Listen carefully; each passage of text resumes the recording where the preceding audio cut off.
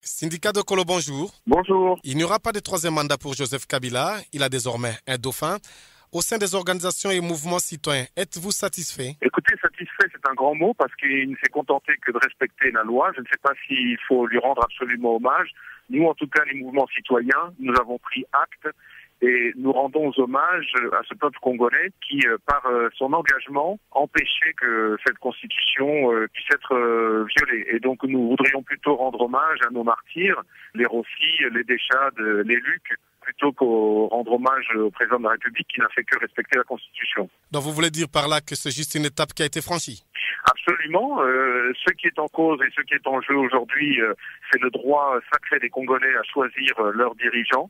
Et on se rend compte que l'annulation de ce danger qui était le troisième mandat n'est qu'un des éléments qui pourrait contribuer à respecter ce droit et à obtenir le 23 décembre prochain de bonnes élections. Je vous rappelle qu'aujourd'hui, la question de l'inclusivité de tous les candidats est encore un des grands enjeux. Tant il est vrai qu'on est en train de parler maintenant beaucoup de l'invalidation de certaines candidatures qui sont parfaitement scandaleuses, et évidemment de cette situation de Moïse Katumbi qui a été empêché de venir se présenter, ce qui était son droit le plus légitime, de la même manière que le droit de M. Jean-Pierre Bemba de se présenter aux élections est également inaliénable.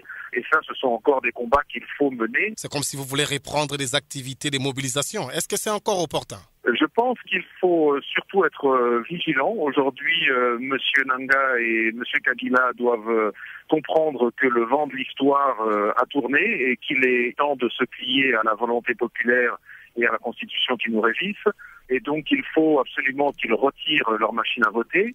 Il faut absolument qu'ils garantissent que le fichier électoral est fiable et crédible, de manière à ce que nous ayons des bonnes élections. Évidemment, s'ils continuaient à s'entêter dans la voie qui a été la leur jusqu'ici, il est évident qu'ils s'exposeraient à une nouvelle réaction populaire.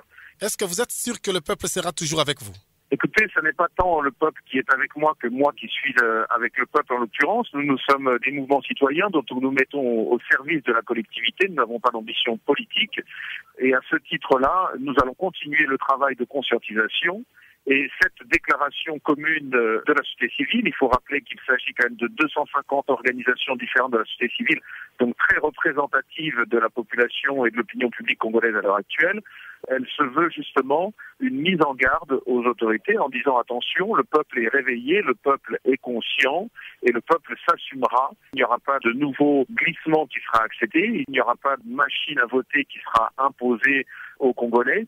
Reprenant cette question de machine à voter, qu'est-ce que vous craignez? Écoutez, la machine à voter, d'abord, elle est illégale, c'est un fait. En plus, elle n'offre pas de crédibilité, elle doit être éliminée et il faut retourner au vote qui est prévu par la loi électorale, c'est-à-dire un vote papier normal.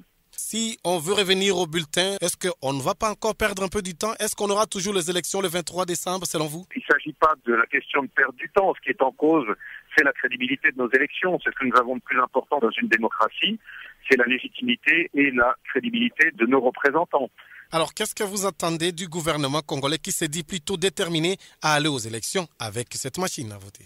Écoutez, je pense que le gouvernement congolais n'est pas au-dessus des lois. On se rend très bien compte qu'avec la machine à voter, on est en train de courir au désastre.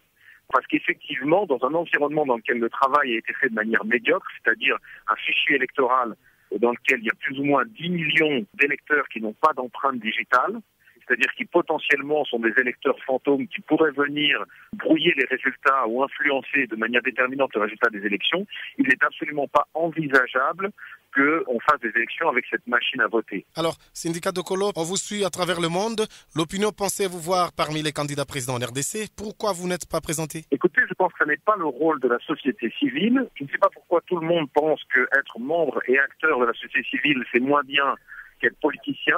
Les Congolais debout, c'est un des acteurs qui aujourd'hui est en train d'essayer de contribuer à renforcer cette culture citoyenne, mais au même titre que beaucoup d'autres.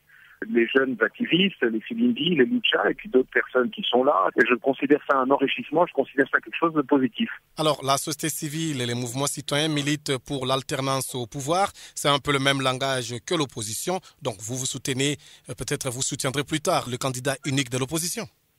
Ça n'est pas le rôle de la société civile. Nous, par exemple, au niveau des Congolais debout, nous acceptons la diversité d'opinions politiques et d'appartenance politique. Nous nous battons pour avoir de vraies élections. Syndicat de Kolo, merci. C'est moi qui vous remercie.